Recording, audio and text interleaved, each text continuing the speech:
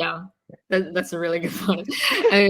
We have like 10 minutes left. If you have any questions from the audience, feel free to type it in the comment. And my question is like from both of you, like having worked with so many companies, like what are like some of the best practices, what worked well, and some of the pitfalls that you want to advise companies to avoid? So, Chloe, you first, and I'll follow. Looking at my notes. Sorry, guys, if you see me looking away. Some of we touched on this quite a bit. I think thinking about data efforts earlier is definitely one of the best advice. Usually, if you have one takeaway from this meeting, I would say that's something. Really think about structuring. Have a structured data efforts earlier. The analogy I would think about is like data and design team has a lot of similarities. If you have if you think about, you have a bunch of segmented design efforts, your site, your website, your app will look very fragmented. You don't have a unanimous design. It's the same thing with the data effort. You need to think about centralized data efforts early on. The other thing I have is around measuring the right things. I have talked to a lot of the early stage company going under this as well, falling into this trap as well. It's that lots of people tend to measure something that's either easy to measure or easy to reporting on, but a lot of those tend to be vanity measures. And you really want your data, whatever you measure, your KPIs, to reflect and help you to understand your progress toward your goals. So really think hard on what is exactly the measurement that can help me to understand where I am, where do I stand toward the goal. I actually wrote an example because I was looking at this the other day, or I was listening to this in the podcast discussion the other day. It was talking about how Japan in 2023 has one of the worst year in GDP per capita. They actually roll back to 20 years ago in GPT per capita. So if you look at that, you would think, oh, Japan is actually in a very bad state right now. Their economy is falling down. Like the people must be very unhappy, but their happiness index is actually one of the highest compared to the last 20 years. So this is, again, this is examples of you can interpret things in many different ways, but make sure that what you measure reflects what you care about for your business. Yeah. Yeah, Chloe, you said about like the vanity metrics and what do we actually track, like plus 1,000. What are some of the vanity metrics that you see companies track, and some of like what do you think are some of the key metrics that they should track instead? Oh, I think this is really depending on the company goal. For example, if your goal is to say, I want to, honestly, I would say one of the thing about growth efforts, one of the vanity metrics that I dislike the most is when you run the TV ads, there's lots of vendors are reporting TV impressions, like audience impression for you, which is a huge vanity metrics. You can see billions of viewers viewing your ads, but nobody really actually pay attention, right? That's a huge vanity metric. But if you think about vanity metrics, some people may think traffic or site traffic is a vanity measurement. But if your goal is, I want to drive more traffic, drive more attention to my site, that's actually will be an okay metrics. But if your goal is to have high quality or high quality marketing leads, right?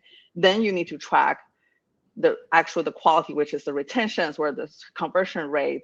It could be engagement rate with your products. So really depending on the business objective. Mm-hmm. Yeah.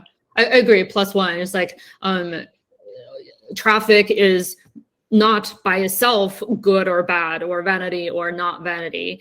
It's like how you look at this data. There's different layers of metrics you want to track. There's like North Star metrics, and there's like KPIs that you want to track, or like leading or lagging indicators you want to track for your data. And in the example of a traffic, it's like, yes, like more traffic, probably means more people are getting to know about us. And then also looking at the conversion rate from traffic to leads or from user sign up, and combine them together, tell a better picture than not. Bei, what do you think? What are some of the do's and don'ts and pitfalls to avoid? Yeah, do's are, if I speak specific, talk about early stage, is do's is definitely in the early stages, I have to be very adaptable and prioritize effort accordingly. For example, when I started the journey in Grammarly B2C, where we spend a 9-digit every year on marketing spend and manage 30+ channels, we immediately identified the first media mix to be a big win. So we spent $50K, generated over $10 million, right? Incremental value. Whereas if I move to the B2B side, it was very early stage, right? We doubled down on the data quality. We couldn't even track the Salesforce conversion very carefully. So it's not about any project is better than the other one. So I think sometimes highly technical folks tend to pick the favorite projects, right? Depending on the technicality. But from the outcome standpoint, sometimes the data quality, right, sorting out data cleaning is even more important than other things. Has a bigger business impact. So it's really try to be very neutral, no feelings, no emotion, right? Outcome driven tend to work well in that situation. And the other thing that's working well is actually, this is probably addressing one of the Maggie's questions, right? What can the team expect from the data team? I actually do see a lot of companies do well by like not to rely too much on the data person. I mean, it's good as a data person, I think it's important, right? But actually with the help with data pipeline being easier, with the tool being easier, a few years back, I think one bad habits I think people get to is whenever they hire a data person, they tend to rely on that data person to give me the reports, give me the data, give me some, or tell me what to do, right? You have the data, you tell me what to do.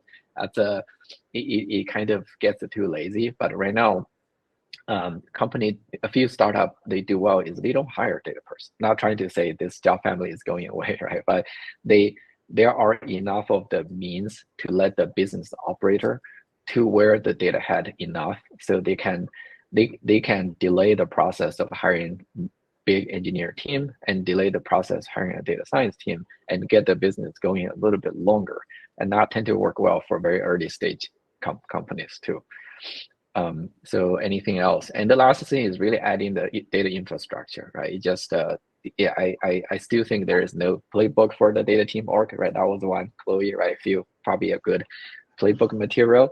The other one is the data infrastructure. It is all over the place. So for any company that's growing up, it's worth at least doing some research, doing some of the avoid some pitfalls. If any mistake in that infrastructure can just cost a big time, huge time. I'm still waking up from some of the nightmares from the Grammarly Databricks transition. Sometimes it's their life can be easier. That's all I can say.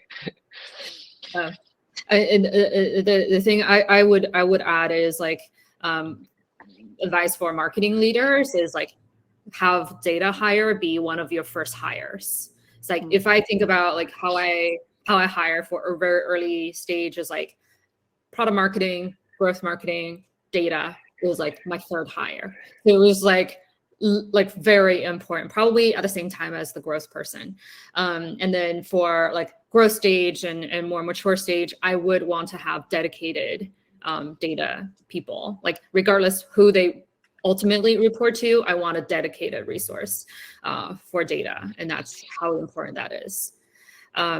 Cool. All right. Thank you everyone for such a like engaging conversation. And I learned a lot.